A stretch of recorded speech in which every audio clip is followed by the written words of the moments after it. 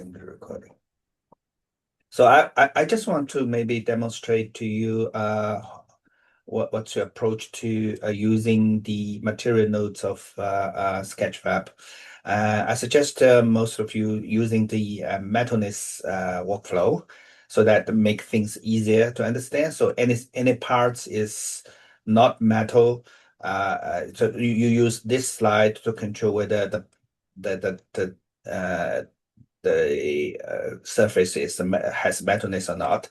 So I just want to demonstrate a little bit about that. Let me just, I think I should disable the opacity ones because at the moment I think I have that. So depending on your choice, if anything, I think this one's has a little bit at the moment has a little bit oh, yeah, opacity. I can have the opacity off. So if you have any opacity material or surface, you turn this on. Otherwise, you turn this off. Opacity. Where is it? Yeah, opacity. All right. So at the moment, it's more or less like a ceramic. So if you use metalness, you just make the slides lower, but you still want the reflection, the shininess. So you kind of uh, increase the specular a little bit, and you want to uh, some you might want to have the coat on because that means that you have some sort of a transparent coat on the surface. So you use that slide to actually control that. So it's very subtle. You can even control the thickness of that coat using that. All right. So any surface is not metal, but you still want to apply shininess. Sometimes you use these slides. All right. You don't want, you can totally disable the metalness, but you can increase its specular. That's actually defines reflectivity, and you can actually you turn on the coat as well to added more subtle reflection and refraction as well. So you can use that. But if you increase that, that means the surface is metal, more metal. So in that case, you don't even need that actually. You don't even that because that actually means that you have some extra reflection on top of metal, which is redundant. And then that will increase the metalness reflection. You can even add more subtle control over the metalness as well. So let me just show you one example. If I want to add some texture, I imported texture. Sorry. I, I I should have a texture somewhere. Um, where is it? Where's my Maya?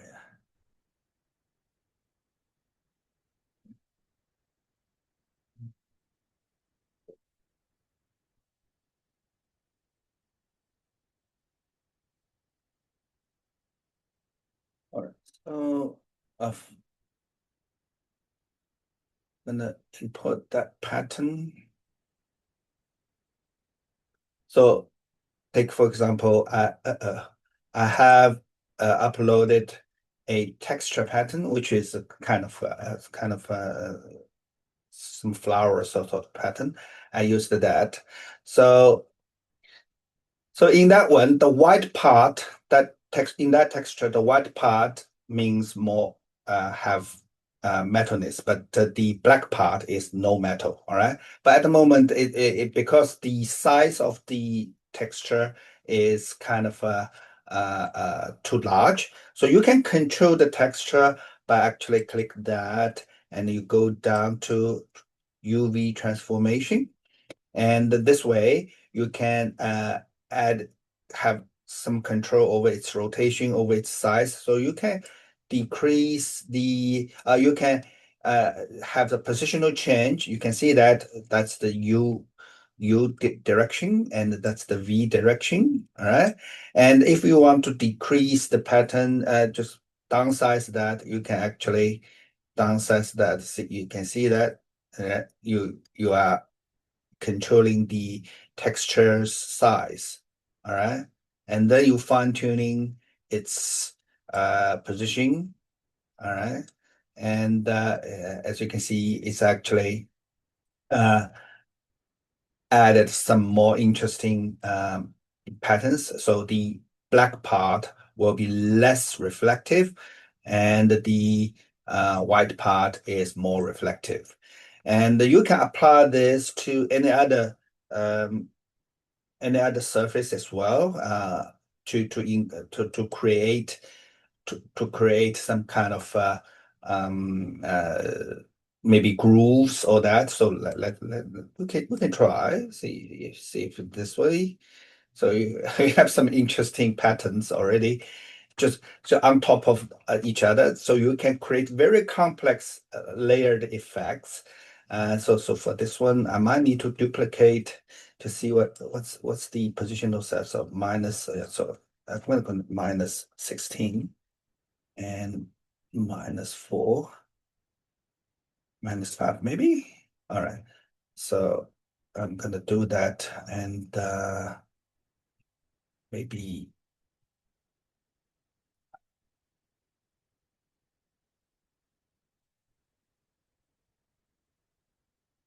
All right. So memorize all these, and I want to maybe duplicate that to the normal map as well to see what effects it's gonna be. And so -16, -5, and uh, 0. I forgot what's that, 0.2 maybe? I forgot. 0.05. It's not totally match. 0.1, -0.05.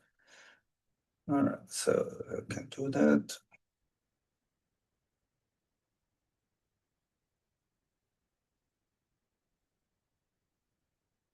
What's it like? Hmm? Decrease that. Hmm.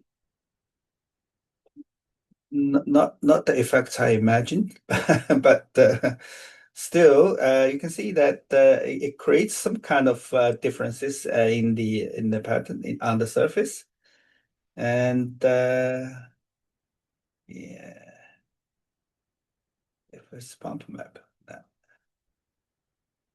it's different. All right, okay.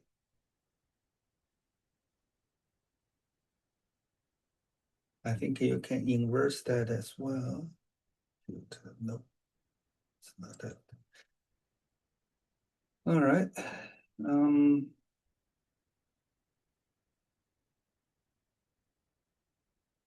It's not, I want to create some kind of groove sort of effects, but it's not likely gonna do that this way.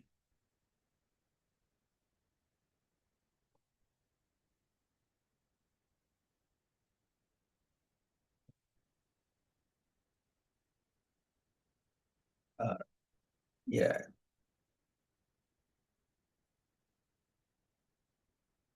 okay.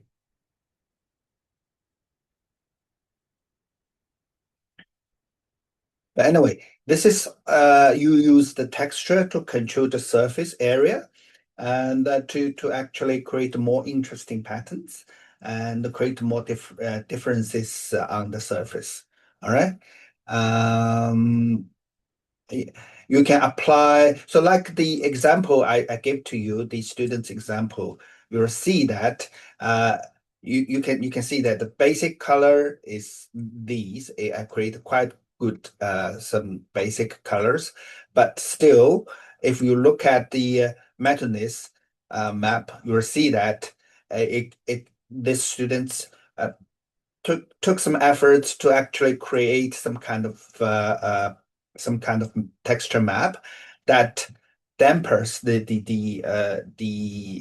surface. So like these are dusty area. So that's why he actually uses the black sort of texture to on top of this bit so that it creates some sort of a less metal sort of feeling on the surface. So anything black, so anything dark color is actually less. It even creates a ghost image using that effects to apply to the vectorness. So you use that to control the surface. You can see that uh, so in the final effects, you'll see that those areas are less like reflective, so that create some sort of dusty, sort of rusty and dusty sort of effects. Same applies to the roughness as well. So the roughness is the microscopic level of the surface quality. So the whiter the color, that means smoother, but the darker is less smoother. So this way, if you go back to the compound effects, is like that, and it applies to the normal map as well. So like the texture, so like those grooves on the old surface, and also the noises on the surface were created. So the final effect is more, it's like that. So these are the subtle things I'm looking for. So as to your question, you said how do you combine the specular map? How do you combine the normal map and Metonist map together to create more realistic subtle effect? These are the example. You can see that. All right.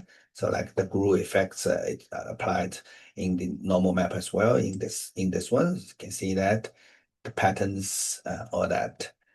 Uh, so you don't need too much. It's actually so for this one, for this students, the basic map, color map, and then a little bit um, the metalness map and roughness map and normal map. Together, these maps are already create quite realistic effects. So the specular map, the specular, it doesn't actually apply any texture to that. It doesn't. It's just a uniform sort of that. Uh, so yeah, that's this. That's why this one is kind of HD quality of the submission. All right. Uh, do you understand? You don't really need too many. It's actually these four is enough. The basic color and metalness, roughness, and normal map. That'd be enough to create very convincing, very realistic surface. Another example, where is it?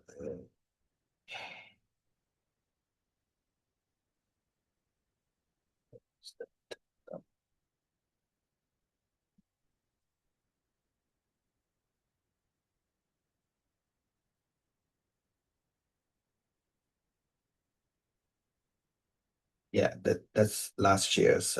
Yeah, same thing. So if we look at its material nodes basic map, it's all the color information. All right. And metalness, so any parts of the metal surface will be even have patterns, even applies some kind of noises so that to create a dusty effect. All right. So look at old kind of dusty wear and tears, and then the roughness as well. So every surface has a level of roughness. You use this kind of noise and fractal patterns all around. So you can see that it prepares, meticulously prepares even the stitch patterns, prepares for all that. All right. And then you have normal map as well. So it creates a kind of leather sort of skin pattern uh, to end the stitches as well.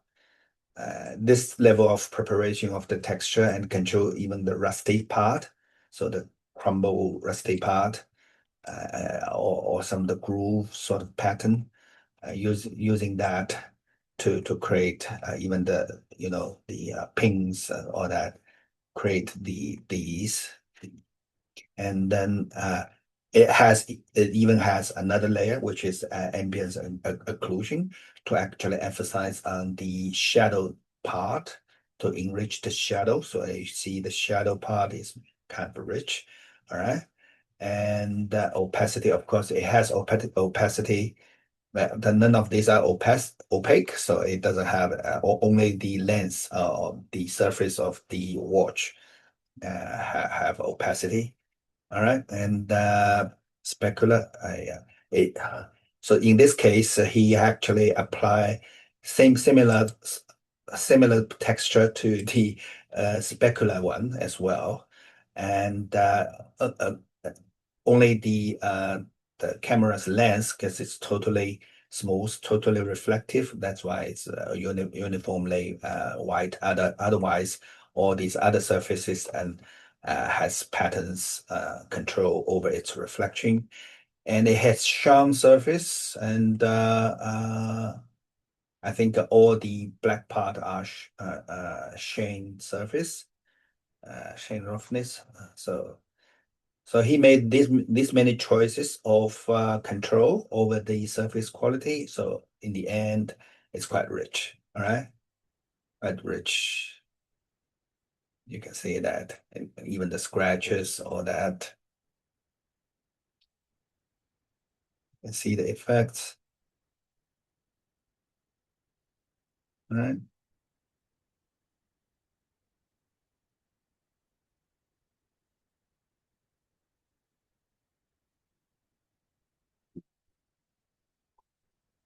understand?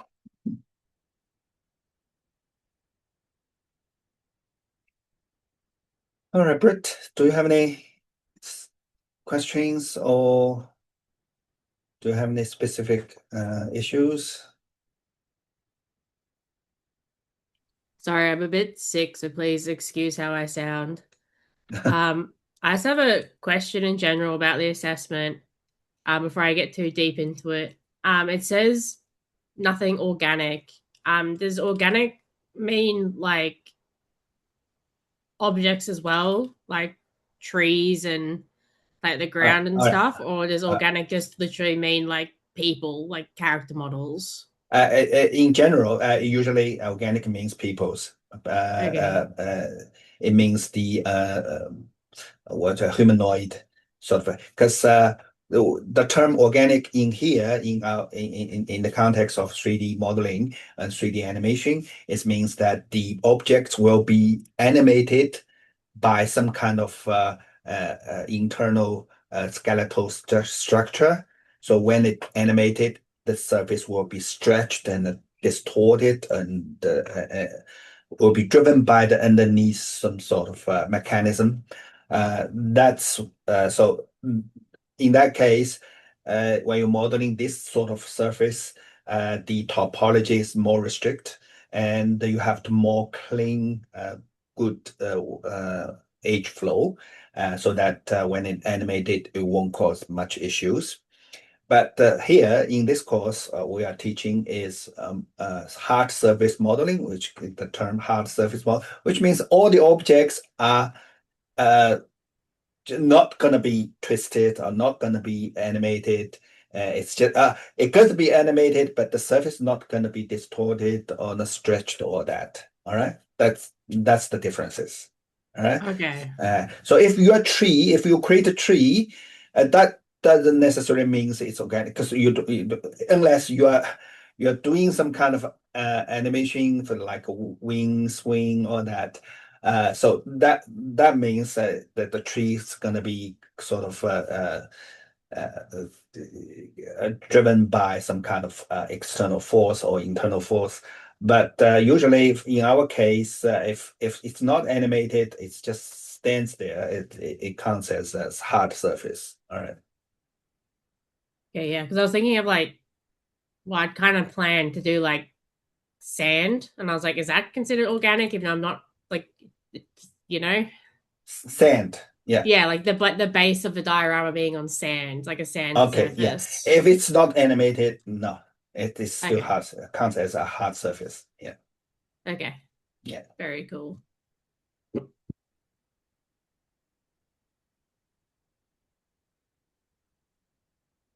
Yeah, that was my only question. Thank you for clarifying that. No worries. No worries. How far did you go, you two? How far your last your next assignment go? Um, I've done with the concept arts and all that. I'm Okay. currently on the modeling stage. The modeling stage is taking me a bit, especially because I've restarted. I wasn't too happy with my first attempt, but yeah, I'm well on my way with that. Okay. Yeah. Feel I free did if have a it, yeah. yeah. Yeah. Who go first? We'll let Zara go because she was obviously about to ask a question. Mm. Uh, Hey, it was more just with my modeling. I was gonna ask about an approach. It's not so much a question, just like how would you handle this? I'm doing a kitchen, so yeah. there's a lot of like counters. And I have these like little like handles that I'm going to be repeating across like a lot of the counters just as like Yeah. little Yeah. attachments. Yeah. I Yeah. did want to know if it's perhaps better to just create one handle and just make it like a separate object that just kind of sits close to the counter, or if it's like better modeling to kind of integrate the handles into the counter itself. Of course, you can create one and duplicate it and spread it across the other surfaces. But once you've done that, you might want to integrate it with the first. For example, you have a handle on the door, so each door we're going to be having a handle. Of course, for us, we don't really necessarily need to integrate with the door because we don't animate it too much. So it's acceptable for us in this course. You just put there and positionally just put there. All right. But in terms of professional modeling, it's better to integrate it with the model. It's watertight, so that it won't causing any potential troubles in the later stage of maybe animation or that. Yeah. So it's just two attitude. You pick which one you'd like to do.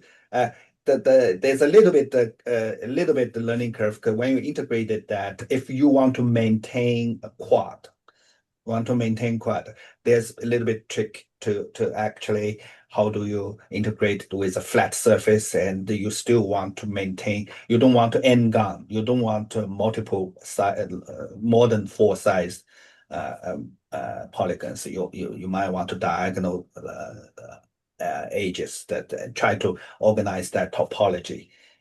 So a little bit of Yeah. learning curve, yeah, over that side, yeah. I thought it may be a little, if I was to kind of combine it, it would be a little harder to do that. But Yeah. I thought that I could overcome it. I did think that one of the benefits of doing just a singular, just kind of separating it would be I'd be able to kind of do like a separate UV and kind of do like texturing just on the handle and not have Yeah. to like do it a million times with all the counters, so to say.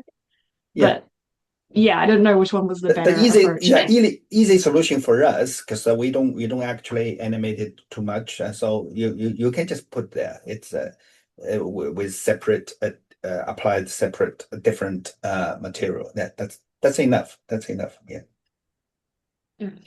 That's good to know. I'll let Brit have a turn then.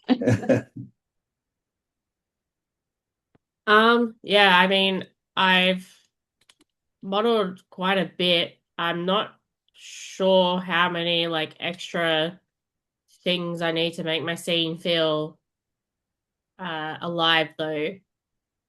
I'm really struggling to try and decide like how many extra things are going to make it like feel, you know, So um, what is your diorama? um, might be easier if I just show you. Yeah, Is that all yeah, yeah, right? yeah, yeah. I'll list where I'm up to. Um, there is the share screen. Share.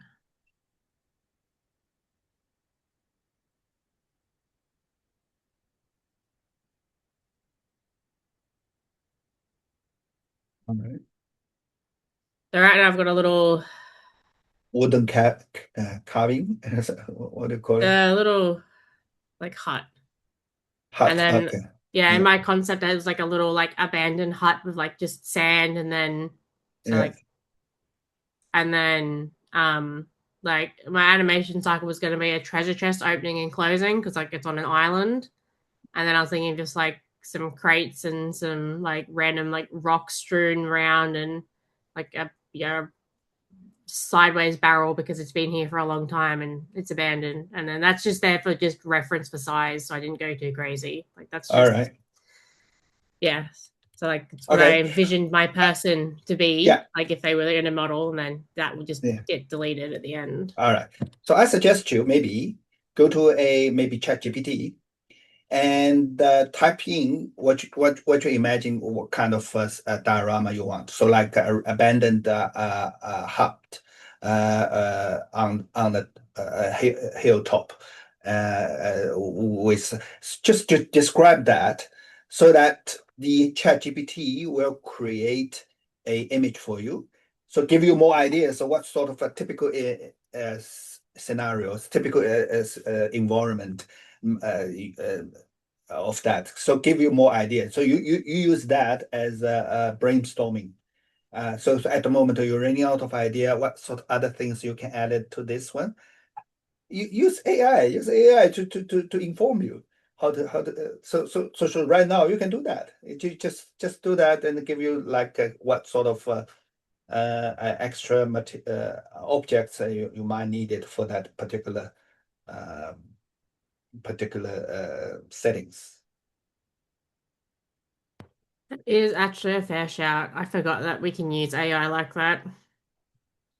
Yeah, you can use for brainstorming. You are not actually uh you're not actually cheating. It's just try to brainstorming and prototyping the ideas, which is a good tool to use. So can you describe me what in your mind, what sort of environment diorama you want to create, and maybe we can test it together in ChatGPT. So see what image AI can provide you with that idea. Yeah. I mean, it was kind of like, a little hut that's been abandoned on Okay. an island. It's a barren island, so no trees or anything. Like a Okay. treasure chest. There's So obviously it's a someone, barren island.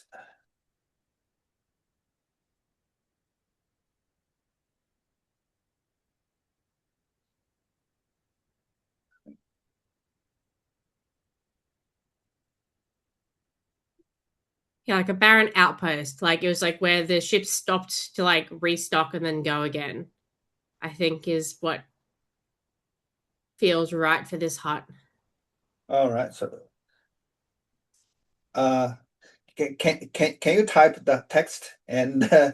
uh, can you type the text in the chat so that I can grab and test out on ChatGPT? So you describe whatever you want to create it, and let's see what ChatGPT can give you and visualize it for you.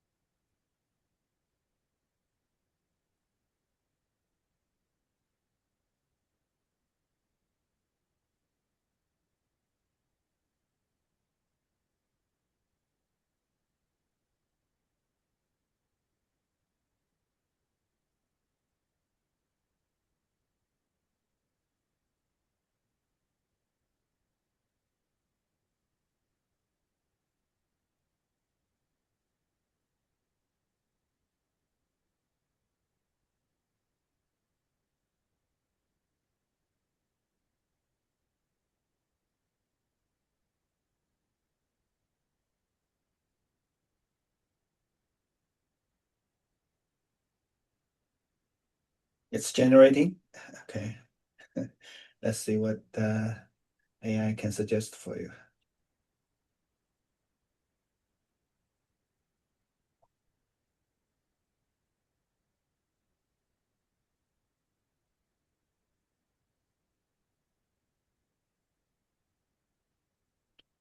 All right, I got one.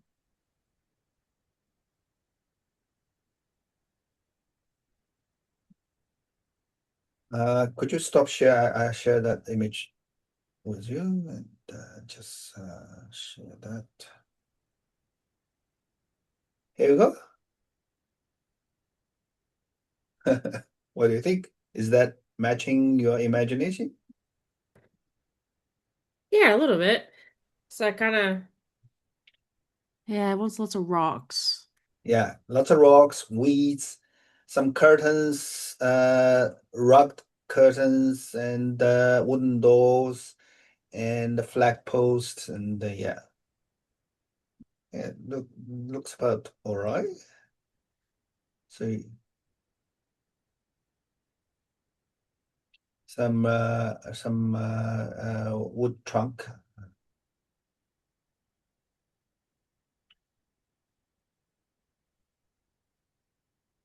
and the steps. All right, sandy, rocky sort of.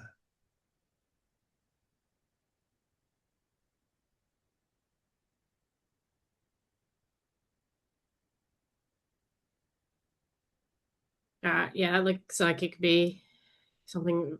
Okay, That gives you like more that. idea.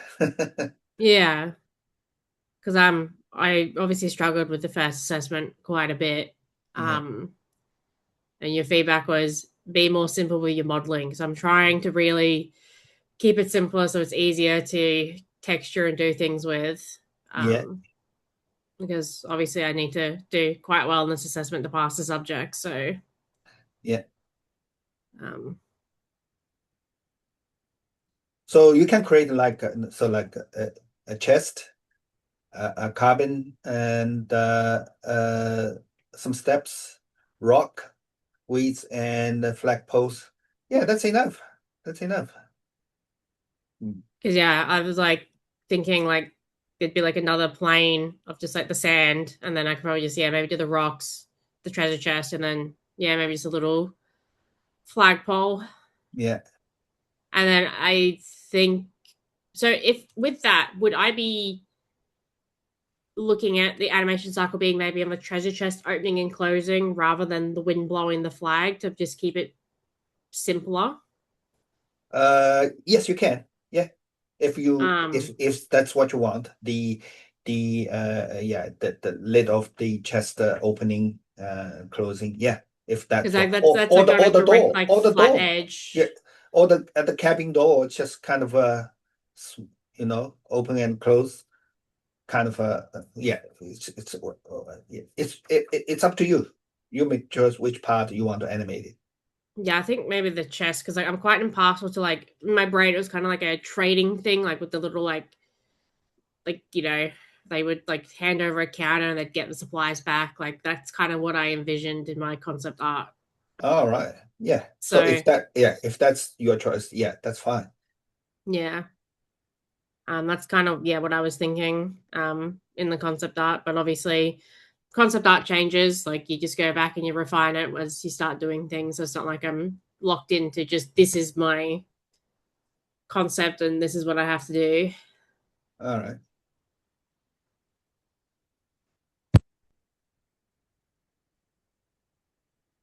Would you recommend me doing like a plane of water, like a small sand and then a little bit of water on the edge, like if I found a tutorial for water, or was that is that being overzealous? Uh, if that's what you want, you want some kind of water effect. So you that means you create a floor that will be representing the water you have, but you have to work out how to make the water material looking convincing.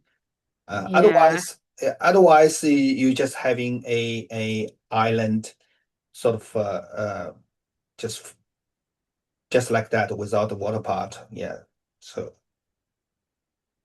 So it will looks like just maybe a barren hilltop, something. Maybe just a barren hilltop. If I Yeah. get time, I can try the water at the end. Just make a second copy and try the water. That's I think that's last year's students panorama. So it created a Japanese style noodle shop, some kind. Uh, you can see it has a swing of the no these the lantern and the sign. That'd be enough. All right.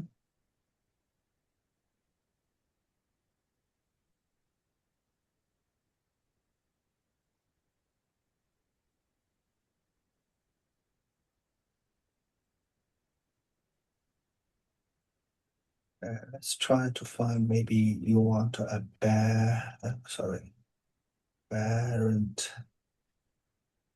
Uh,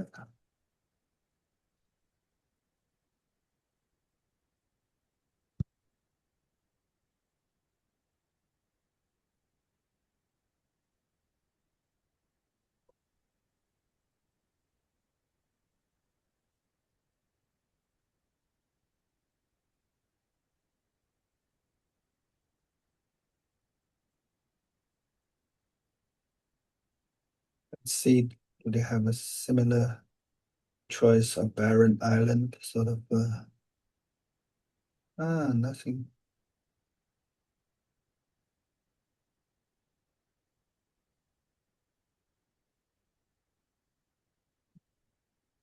Well, at least my model will be someone's niche because there's not many of them on Sketchfab.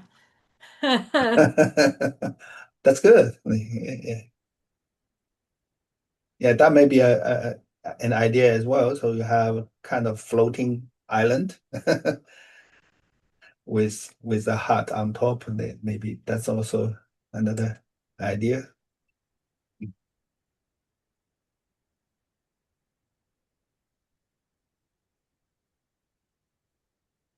Do you want that image? You just drop it in the chat for me. I might just grab it Okay. and then Okay. ask it to make me some as well and kind of Yeah. I'll save that. thank you.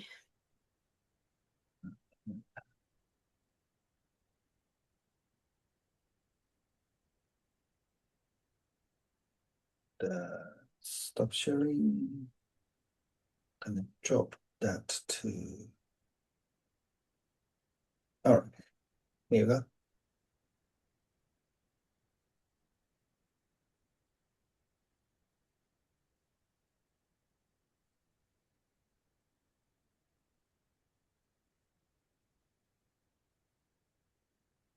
I've got that saved. Good.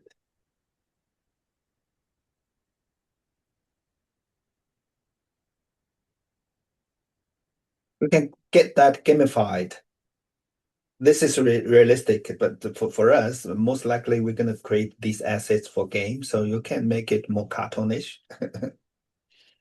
if you like. Oh yeah, I definitely don't have the skill to make something look that good. Um, I still forget which hotkey it is to pan my camera in Maya after how many weeks? 11 weeks. So then I'm like, Hold, how do I add them? Oh, it's Alt. And then like, wait, it's Alt and what? And then yeah. it's yeah. Hold on Alt key and middle mouse key. Yeah. Yeah. No, my brain goes Alt right click because like that's what it is in so many other things, and it's like, oh wait, no, that's incorrect answers only.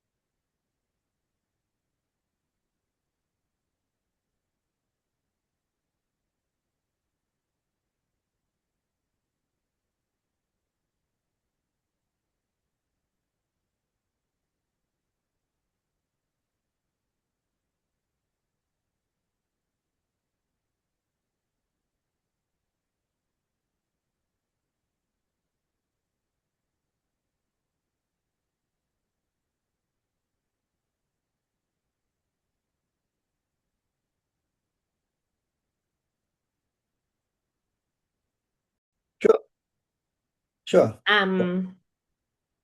With texturing, because obviously that's something that you mentioned in my last feedback. So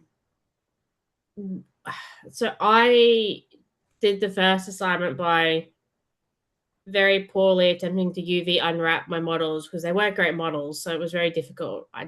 It all just fell apart on me. And then I like did the textures in Photoshop for something like a diorama. Is that the same kind of thing we're expected to do? Like UV unwrap the whole model and then paint it in Photoshop and then add things in Sketchfab as a post, or It's the same workflow. In Maya, you using UV editing to actually create a UV layout for your models, and you export that as a layout. And in Photoshop, according to that layout, you create the textures. And once you create the texture, you use that texture to apply to the material nodes. So this is where we're talking about. So according to that UV layout, you create multiple textures. One is for color, one is for maybe roughness, one is for mattoness, one is for uh, uh, roughness or normal map. So yeah, it's the workflow is the same. Create UV layout, cut the model's surfaces into UV layout patches. So use that layout as blueprint in Photoshop or in any other softwares like the Substance or that you create respective textures, be a colored map, be a roughness map, normal map, or mattoness map. And then you, like I just demonstrated in Sketchfab, you can use those texture maps and mapped imported into the nodes, into the albedo section or roughness section or normal map section or the mattoness section. That's the workflow. Is that clear? Is that explanation clear? I think so. So I'm gonna have to apply for an extension because I cannot sit upright without hacking my lungs up. So I unwrap it and then I save that UV map like 4 times and then I texture it 4 times. So like Yes. the normal, the Yes. metalness. Yeah. Yeah, and then I apply them via Sketchfab. Yeah. Okay, so that's where I think I fell apart last time and misunderstood because I applied them in Maya. It's the same. You applied in Maya material nodes is also, you're also going through that process as well. You create layer, you cut out the UV layout and then export the UV layout and Photoshop create all the maps. And the only difference is that you apply the texture back to Maya's material nodes, respective properties, color properties or roughness properties or the normal mass properties. You can do that in Maya as well. But so to save a bit of a step, you just directly apply to Sketchfab nodes. That'll be the same. You're doing the same job, just on different platform. Okay. Well, that might be easier just to do it Yeah, via Sketchfab. yeah. Because I didn't, because I never really used Sketchfab. I didn't realize how many options you had for doing things in there until after that first assessment. All I was right. quite to the wire and getting it done because I just really struggled with getting the textures done. Yeah. And then obviously I went back and had a bit of a fiddle after I'd submitted, and I went, oh, there's actually more options here than I thought. Because like I'm not an art student, so this has been quite an experience. This subject. Yeah. So it was my subject last semester in arts. That was difficult as well. So Yeah, the learning curve in 3D business is quite a little bit deep. So that's why it's quite demanding in your time and efforts. And yeah, the more you do it, the better you get. And once you understand, it becomes easier. Yeah.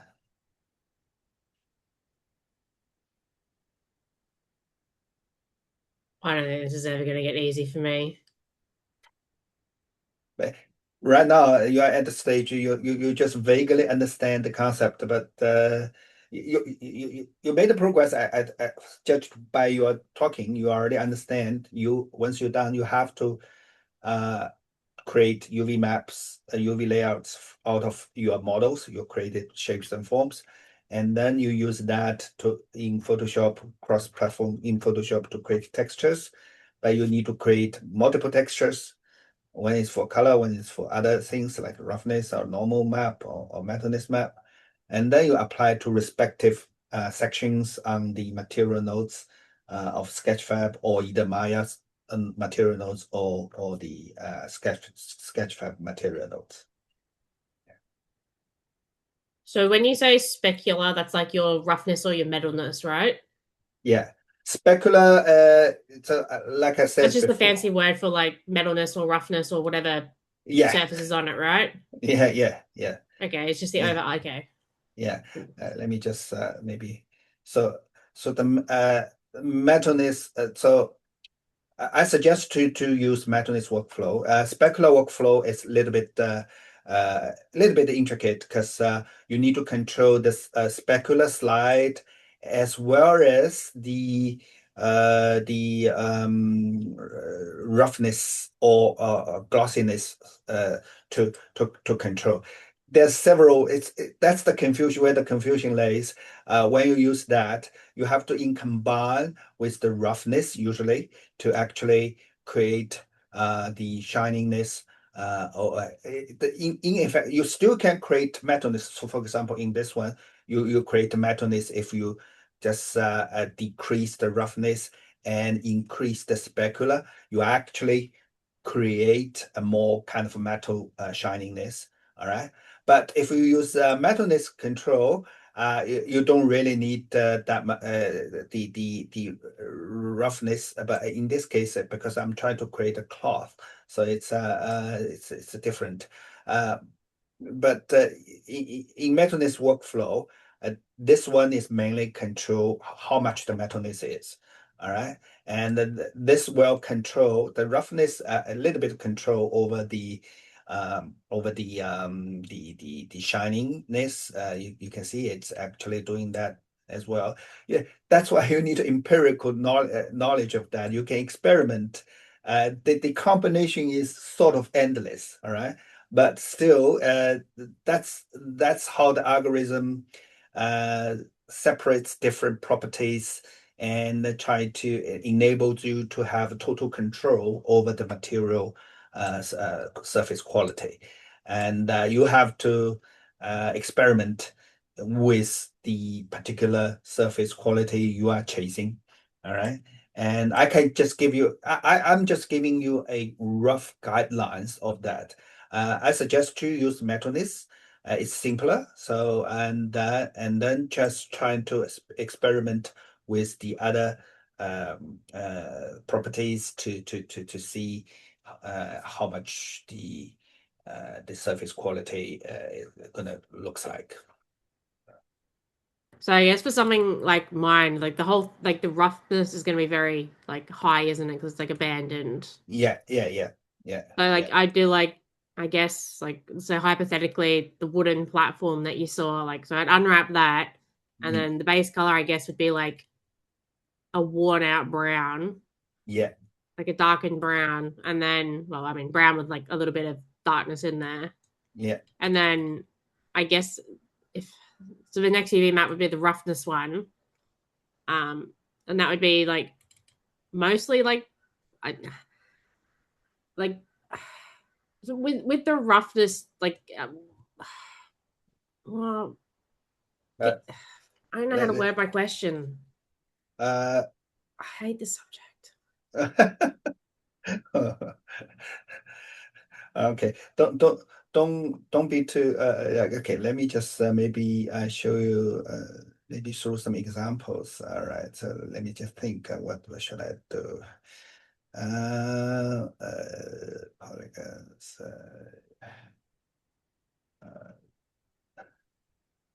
All right. So you want to create material. So at the moment, you want to create a maybe wooden surface. So I want to create, maybe apply a material nodes, maybe I don't know, maybe bling, something like that. All right, so I can obtain a wooden map on that. So I'm gonna maybe search online some so like wooden, oh sorry, wooden texture image. All right. So whatever the wooden texture, I don't know, maybe this one. All right. So what uh, they all have watermark. Okay. Mm.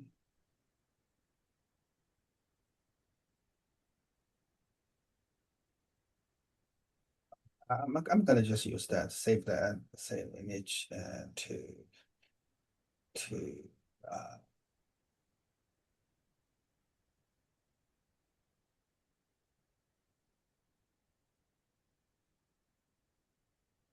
where's my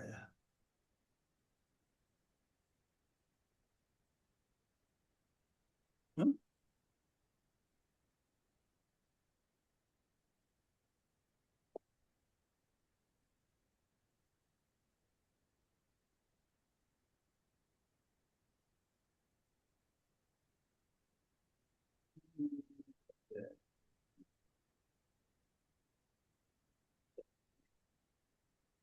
Gonna save that, maybe wood. All right, so that's that. All right. Use that. I'm gonna back to Maya. Where is it, Maya? So that's the material nodes. I'm using that material nodes. It's the bling. So I want to use that to create a file, and in that file find that material wood. Where is it? Where is it? Oh, yeah, that one. Open that. And so if you press 6, so you see that applies a wooden texture onto the surface. All right. And you can use that wooden texture to create a normal map as well, to create some kind of groove sort of effect. So that to do that, you might need to use the where's the where I forgot where's the photo P. Yeah, I think photo P. So that's the equivalent of so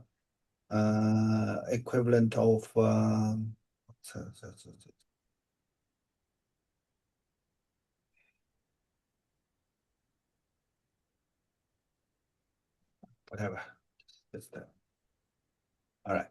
So let's just open the texture, which is where is that, the wooden one? So that's the wooden texture. You can use the filter to create a normal map. So that creates a normal map. All right. So we save that. We save as or export as maybe JPG, whatever, and save. Maybe would move. All right. So now if we go back to our material nodes here, we can apply to its, in this case, because it's Maya software material nodes, It doesn't have normal, I think. It has the bump map. We can use the bump map and create the bump map and create fire. And we use fire to find that normal map we created and open that. You can see it creates some kind of grooves on top. So maybe this is better to actually apply to demonstrate that to when we render them, see how good it's rendering. It can't actually render. We need to set up the render settings. We're gonna use Microsoft to render those and render that. So it's not looking impressive, but it's just so you can further adjust the bump maps intensity to decrease that. I think the value should, yeah, so like that. Doing this, so less intense, so it creates some sort of like that. If we render that, you can see that the wooden surface is kind of a more realistic, convincing. So we can do that to the Sketchfab material nodes as well. If we try that, so let's just try that. Let's just go back to here. Let's go back to my example. Maybe I will use that teapot one more time.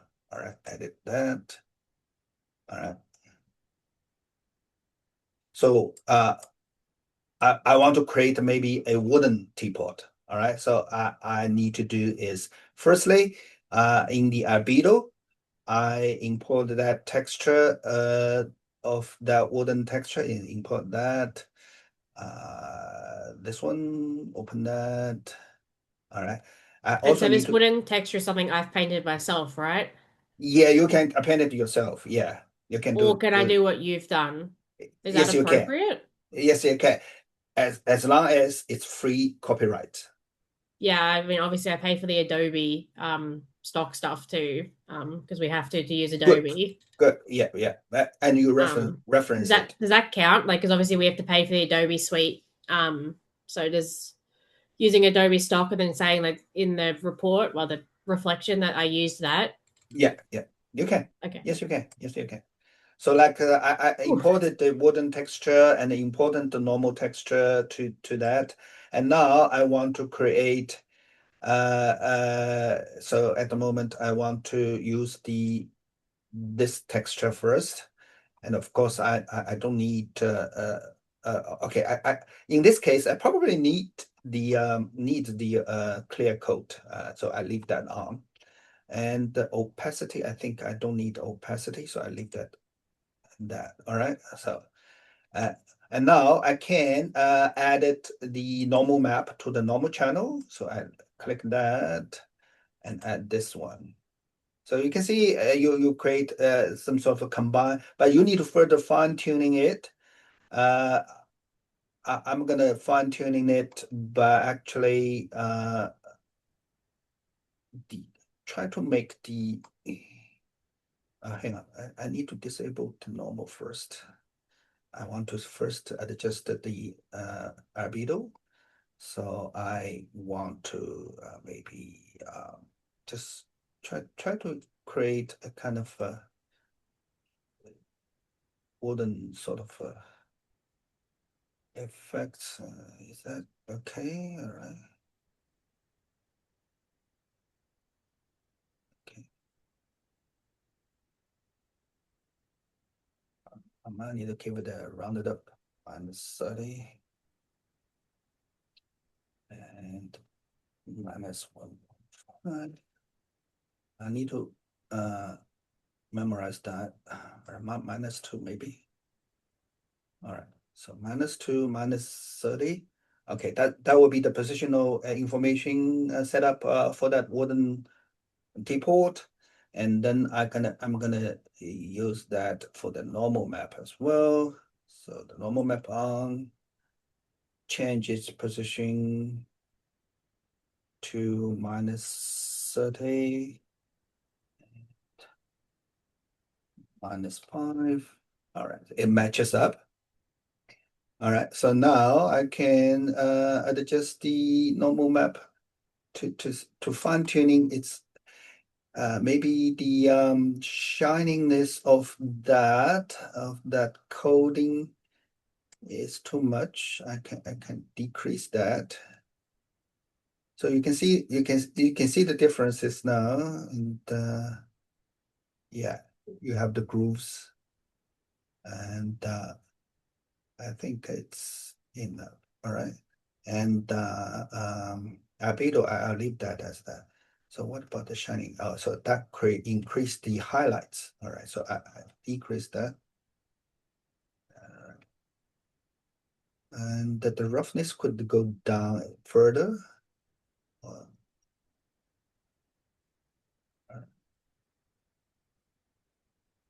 So you get the idea, do you?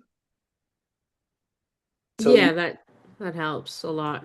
yeah, so in that case, I use two maps. One is it's actually the same texture, but I create a normal map out of that, and matches the position, and you can apply the albedos and the normals to already create some kind of wooden sort of surface quality of that. I think in this case, I don't really need to clear coat. Or if I disable that, it's gonna be more, yeah. So it get rid of all the extra reflection, but to make it more wooden, right? So that's a good example to see. With the clear coat, you are actually added a little bit shining coating, so see the reflection of that. But if we disable that, that means there's no shining coating. It's the bare wooden surface. All right.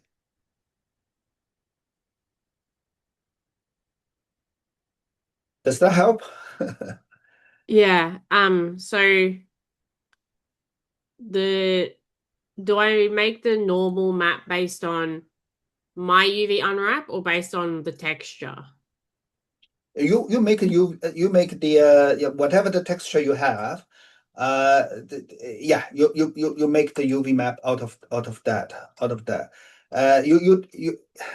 Your question, you are mixing up with the UV layout is for It's for like putting the texture on, right? To make sure there's no, because you're supposed to use the checker to make sure there's no weird seams, right?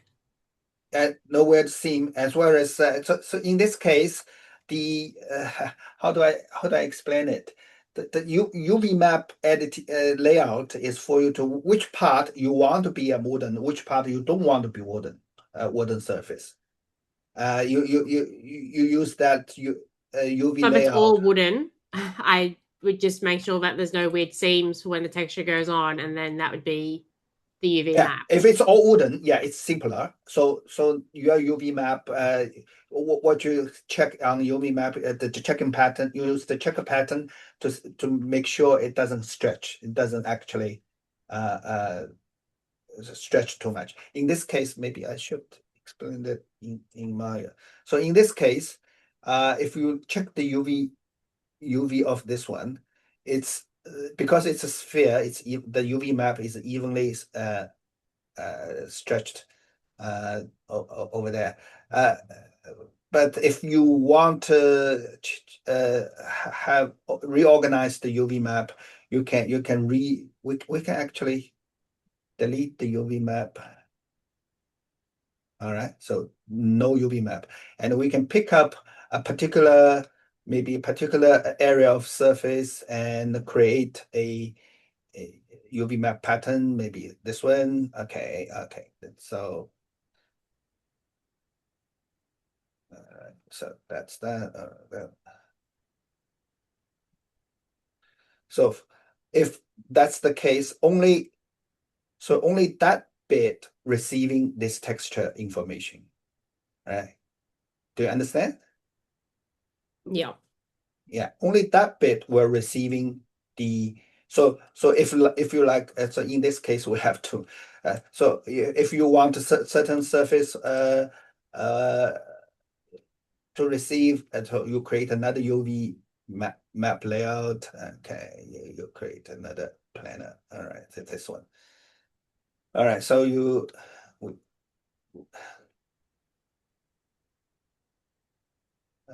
create a show that.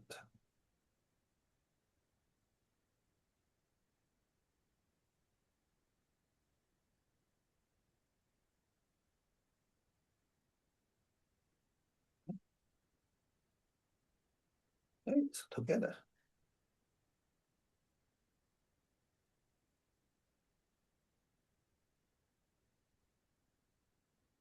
Why it's together? It's not allow me to select the show.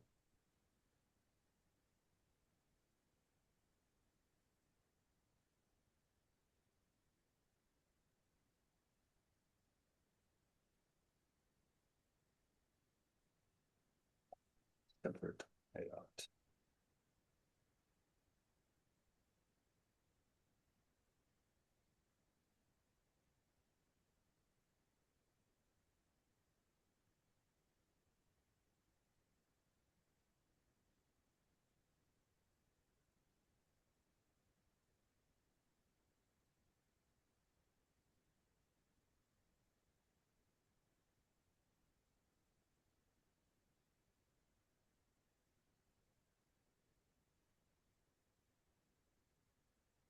It doesn't allow me to deselect the show. I don't know why.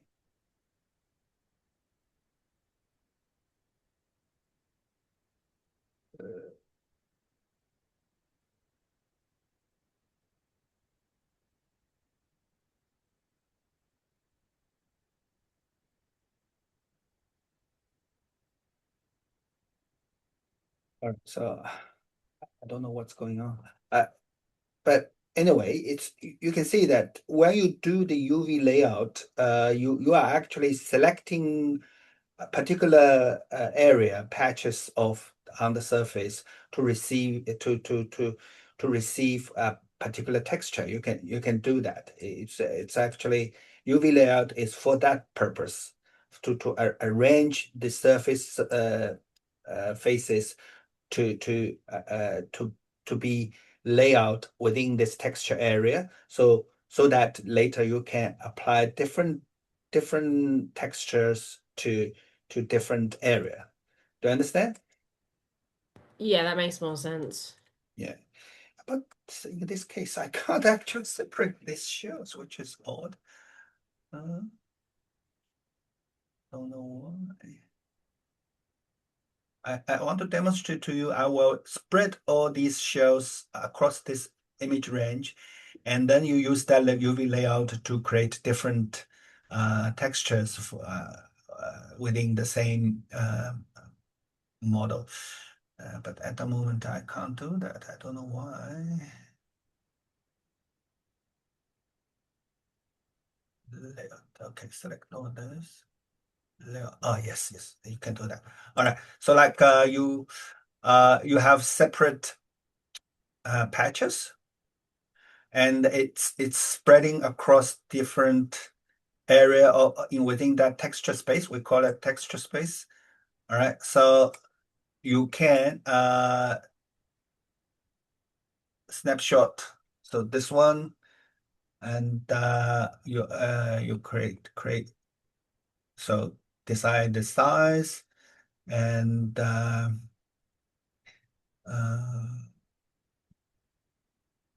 JPEG. Okay, snapshot. Apply.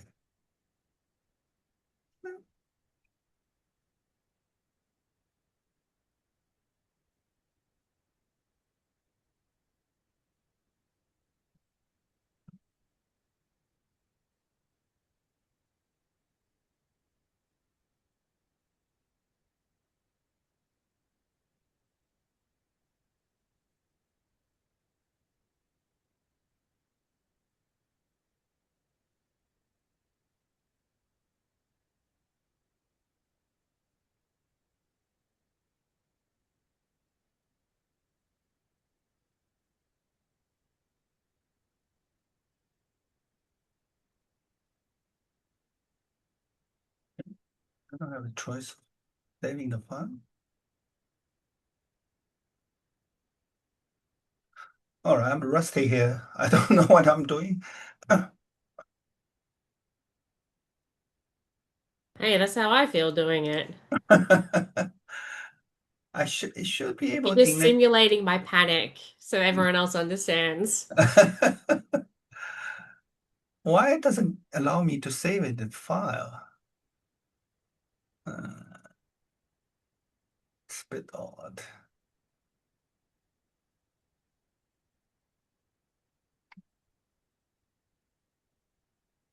Hmm.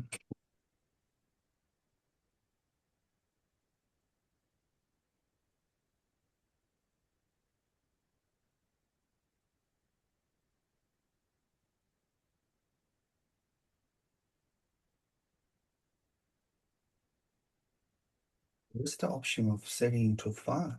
Oh, yes. Yeah. Yeah.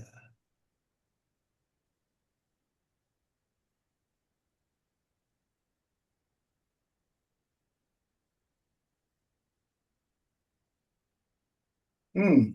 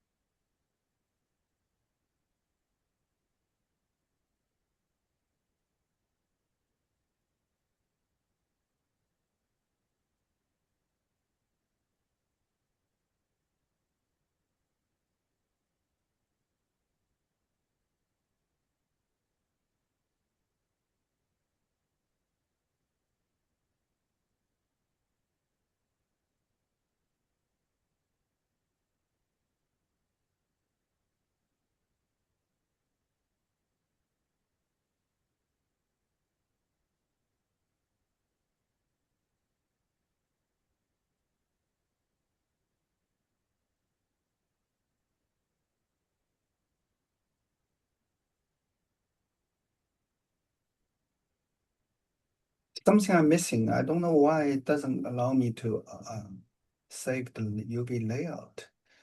I'll come back to you later. All right. All good.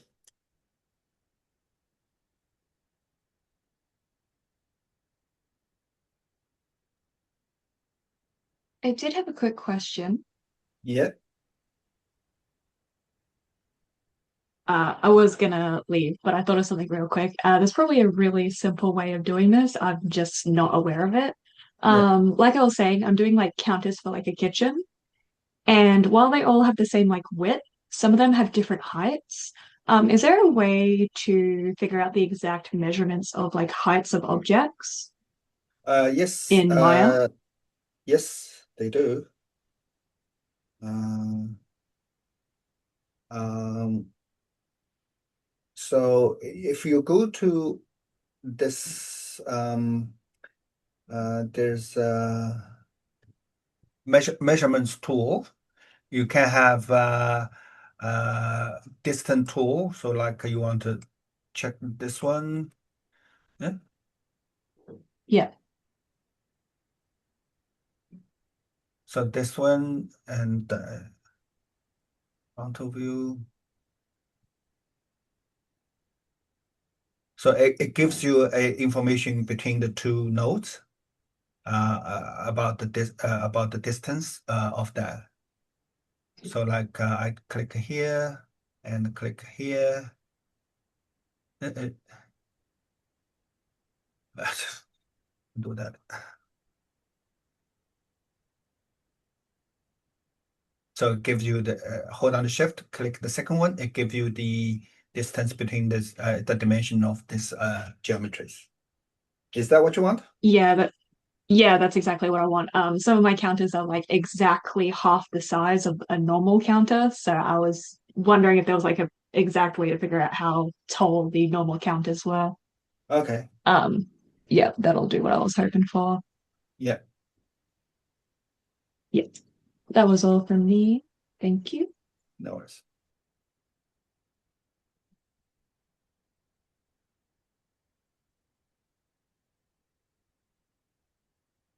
Thanks.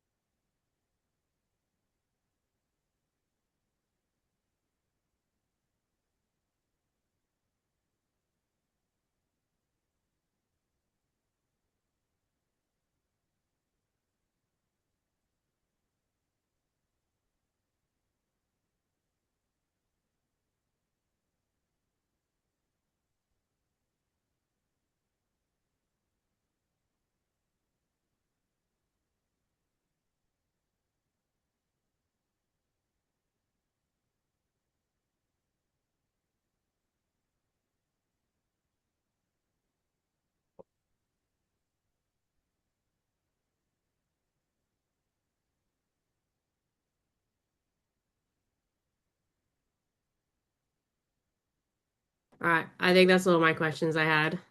Okay. I think it's enough to get me well into it. And then, yeah, if I have any more questions, I'm sure I could just email you, right? Okay. Yeah. Sure. I think I need to go back to bed because I feel very bad. No, don't need to. It should be fun. Don't don't don't don't don't don't let the difficulties put you down. It's actually once you get over it, it's actually quite fun to create. I think I've enjoyed obviously this second modeling more than the first one, but um yeah, it's just I feel like the learning curve is quite steep. 'Cause I'm Yes, only it doing this is. as a minor, so I only get 4 subjects. So I feel like every subject, the bar is just really high. Yeah.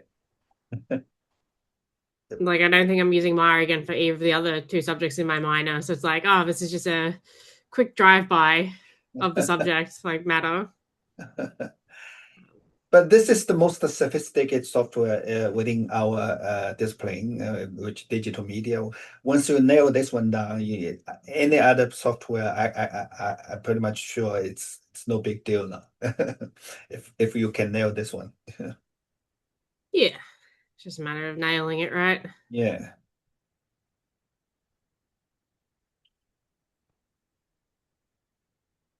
Ugh, dear me. Oofed.